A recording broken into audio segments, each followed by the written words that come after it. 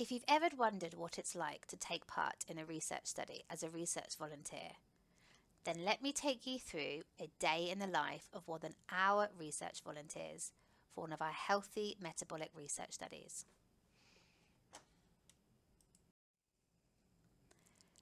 So you'll be given information about the study before your visit. You'll speak to the study team and you'll be given a map and an appointment time of when to attend so that we'll be expecting you and we can get everything ready for your arrival. When you arrive on the unit, we'll introduce you to the team, and that team will consist of a researcher that's in charge of the study and also the nursing team that will look after you while you're with us. We'll show you your room where you're going to sleep, where the toilet is, where the kitchen is, and show you where the nurses will be, what buttons to press to get them to come to your room when you need them. We'll then sit down and tell you all about the study in detail and give you the opportunity to ask lots of questions. This is called the consent process, and it's the most important part of the research study. Without the consent process, we can't expect you to take part in research, and you can't take part in research. If you are under the age of 16, you will assent to the study by filling out an age-appropriate consent form, and your mum or your guardian will complete a consent form. If you are over the age of 16, you can consent for yourself.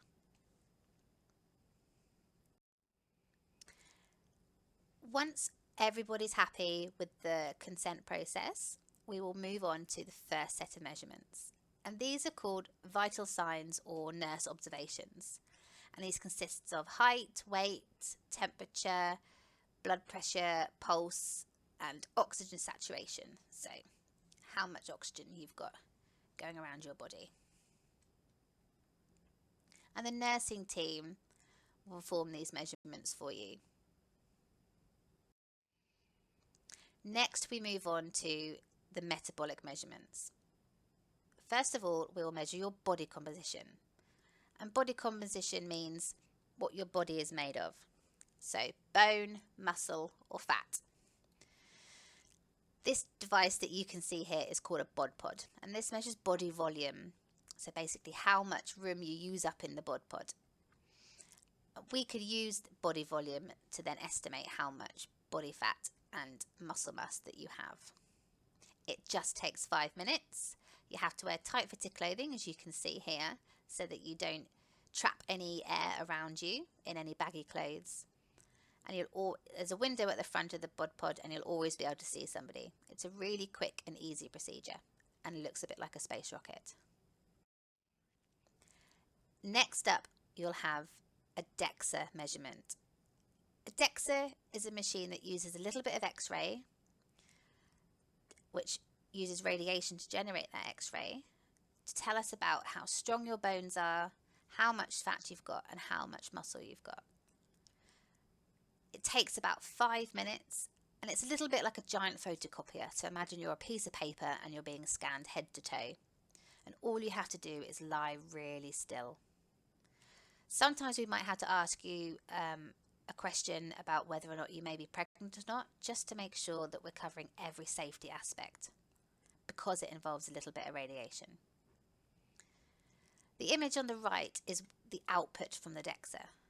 So you've got an image of your skeleton, and the brighter white the bone is, the stronger the bone is, the denser the bone is.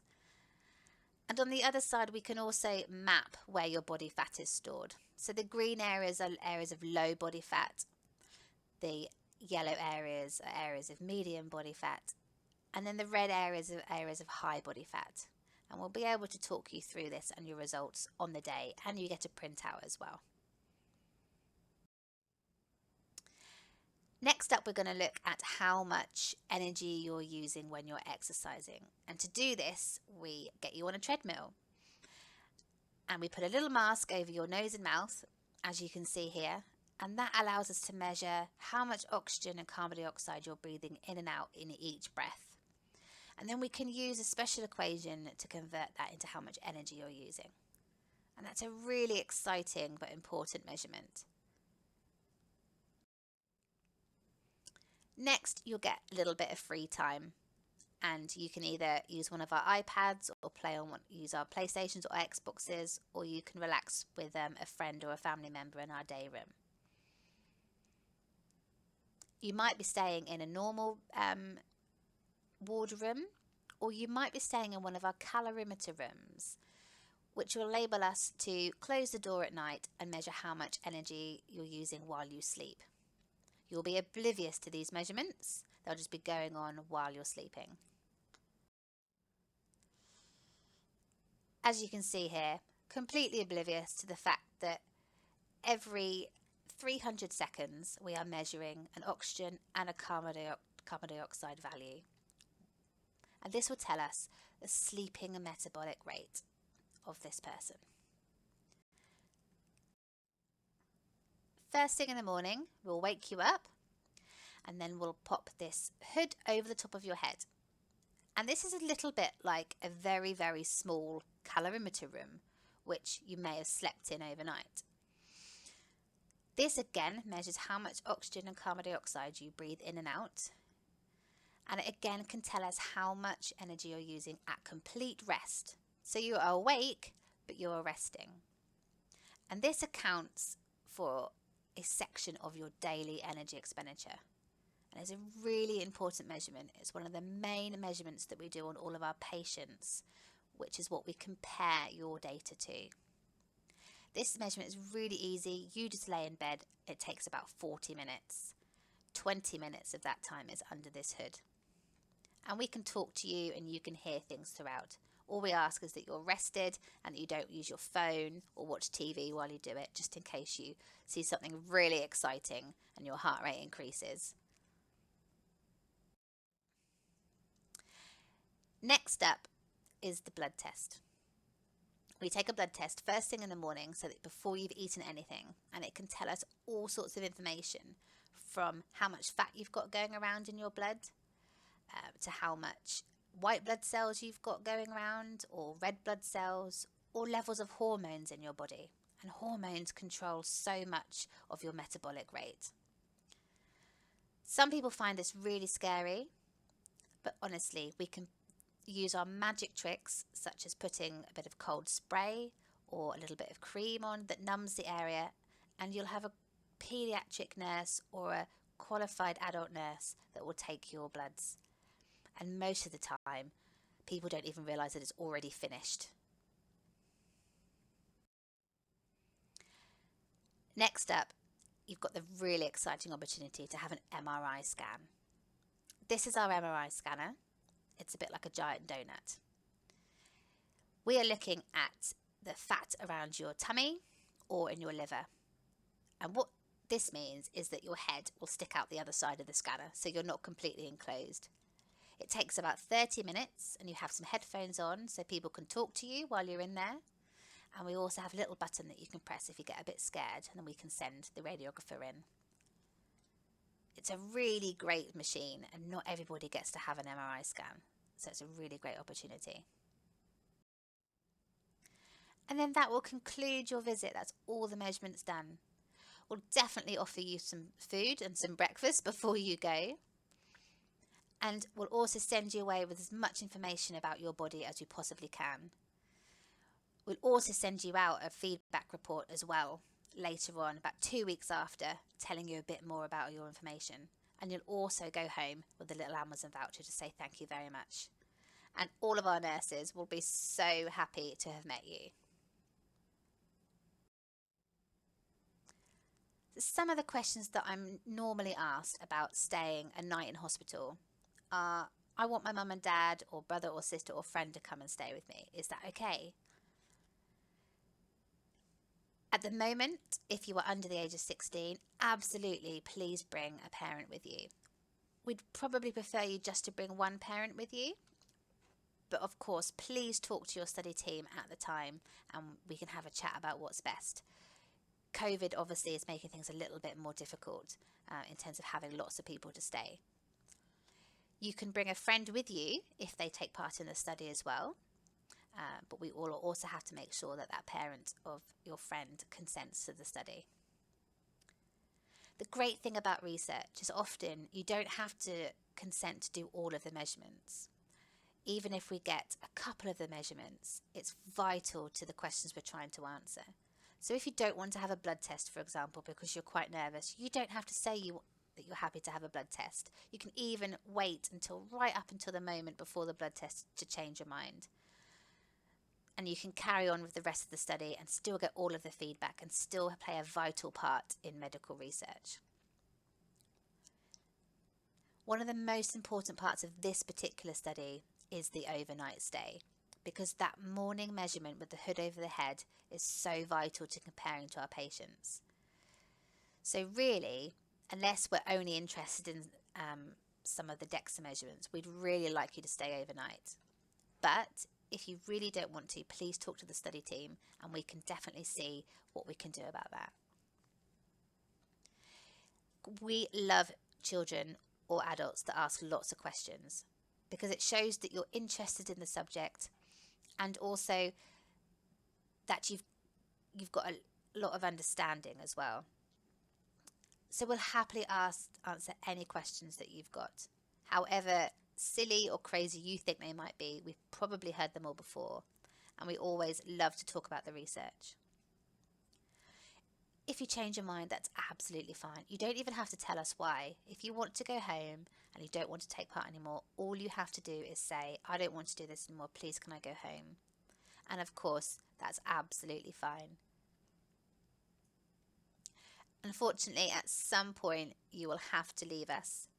We have had situations where children don't want to go home, they've had so much fun, or we can't get them off the PlayStation, and it really is time to go home. But we can always put you in touch with other researchers that have got other research going on so that you can take part in another research study at a later date. So don't worry, and we will always contact you if you want us to about any more research that we've got going on.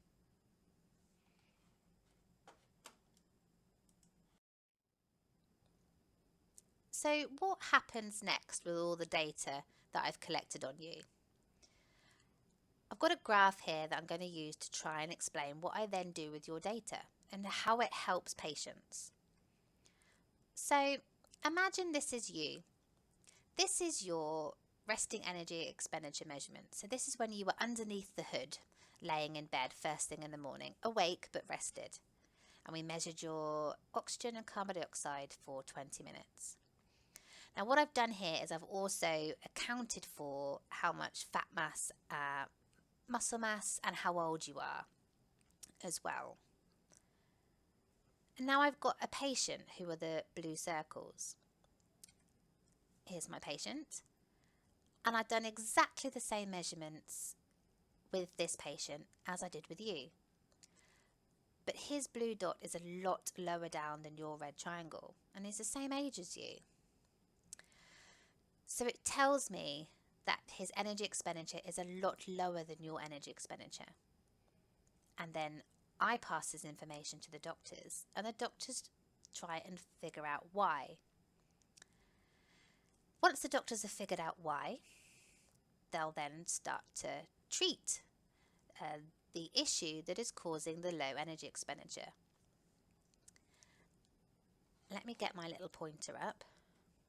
Here we go. So then we see the boy again, slightly later on once he's received some treatment. And you can see that his energy expenditure has slightly increased. A little bit closer to where you are and some other healthy children. But not quite where we want him to be. So we treat him again based on this information. And his energy expenditure comes up here. Well, this is looking much nicer. So it's nearly the same as yours now, so we can say that the treatment's working. Then we see him again, and the treatment is still working really nicely. But then what happens is this little boy has a growth spurt. So when we measured energy expenditure again, it's come back down a little bit. It's a lot further away from where you are. So we know that because this little boy has grown, we need to give him a little bit more medicine.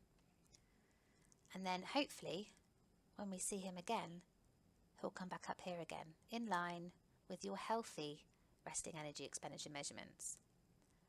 So hopefully this just shows you quite simply how your measurements, you coming into the unit to volunteer and research, helps us determine how much medicine to give these patients to treat their metabolic disorder that they've got.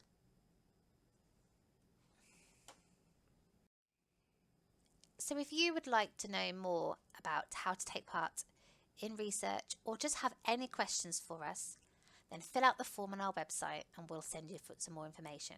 Or you can drop us an email at the email address below and we'll happily answer any of your questions. And we really hope to see you soon at our unit taking part in research as a healthy volunteer. Thanks very much.